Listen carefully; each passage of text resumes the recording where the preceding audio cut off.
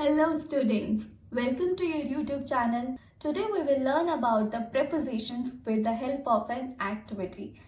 As we know that prepositions are the words which tells us about the position of an object. It can be any object, it can be a thing or a person also. So you can see that we are learning the prepositions with the help of an object like teddy bear and basket. We'll use the prepositions to tell the distance or the location or a position of a teddy bear with reference to this basket. The teddy bear is sitting next to the basket. So we'll use the preposition beside. The teddy bear is sitting beside the basket. The teddy bear is sitting on the basket. We are using the preposition on here. Now the teddy bear is sitting in front of the basket. So we're using the preposition in front of. Something which is sitting in front, then we use the preposition in front of.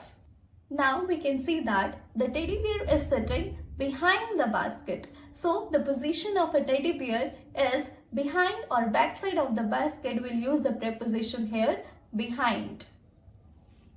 Now you can see that the position of a teddy bear is inside the basket. Now the teddy bear is sitting inside of a basket. We'll use the preposition in. Something which is inside of any object, then we'll use the preposition in. Now the position of a teddy bear in reference to these two bottles is between the bottles. We use the between preposition there when we are comparing with two more objects. Okay, so we'll use the preposition between. The teddy bear is between the two bottles. When we are comparing with these two objects only, some object is compared with only two objects, we'll use the preposition between.